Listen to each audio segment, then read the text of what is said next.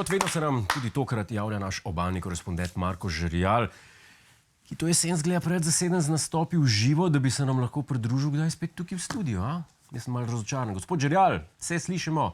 A se ne bi moral malo zamisliti o tej svoji predanosti tej oddaji? Ja, gospod Godler, imate prav.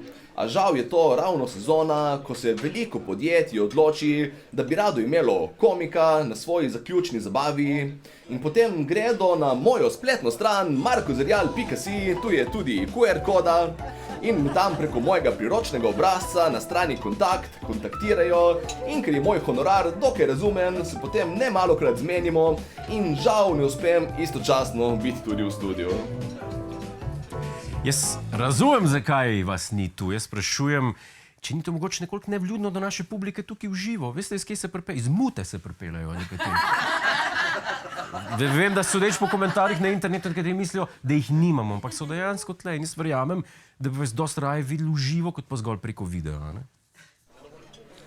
Ja, to popolnoma razumem, ampak na srečo mislim, da obstaja rešitev.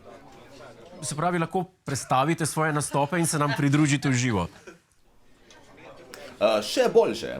Če me želijo videti v živo, lahko preprosto grejo na mojo spletno stran markozerjal.si in me povabijo na nastop na kakšni posebni priložnosti ali pa zaključni zabavi.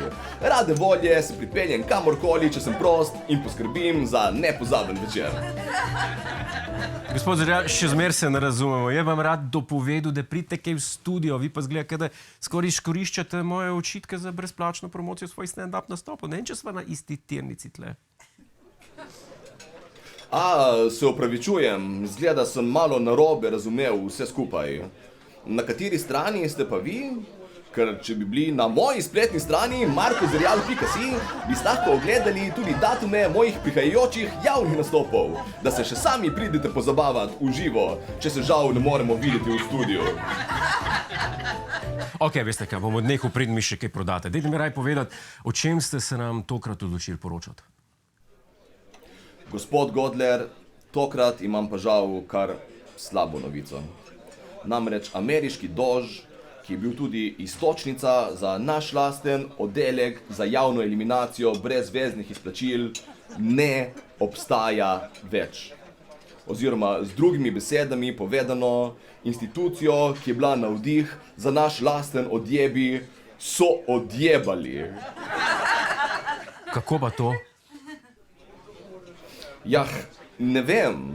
Zgleda skoraj malo, kot da je, potem ko je oddelek, ki je imel za cilj odkriti zlorabe in korupcijo v delovanju države, dejansko odkril zlorabe in korupcijo v delovanju države, nekdo v državi rekel, ej, kaj z vsem tem odkrivanjem zlorab in korupcijo v delovanju države, Kaj nimamo kaj boljšega za delati, kot recimo, ne vem, ne odkrivati zlorabe in korupcijo v delovanju države? Res nenavadno, da se kaj takega zgodi. Ne morem razumeti. Kaj pa to pomeni pol za vaš slavni oddelek za javno eliminacijo brezveznih izplačil? Kakšna pa njegova prihodnost? Gospod Godler, jaz se bojim, da je nima. Ker bodimo iskreni, če originalu ni uspelo v svojem cilju, kakšne so potem šanse, da bo uspelo eni kopiji? Tako da, čeprav mi je to zelo težko, z današnjim dnem upokojujem delovanje oddelka za javno eliminacijo brezveznih izplačil odjebi. Dobro je bilo, dokler je trajalo. Gospod Žerjal, vem, koliko vam je pomenilo predlagati reze v javno uporabo. Vem, da ste uživali sadistično včasih. Verjamem, da to ni lahko, ne, za vas, ampak prav ste se kar predali. Ne, gospod Godler, to pa nikoli. Če Dož ni bil uspešen pri doseganju svojih ciljev, se bom pa zgledoval po nekomu, ki je. In glede na to, da sem se zadnje čase kar spoprijateljil z inštitutom 8. marec, sem se odločil zgledovati po njih. In namreč po njihovi kampanji My Voice, My Choice sem se odločil ustanoviti sestrsko kampanjo My Wallet, My Choice. My wallet, my choice?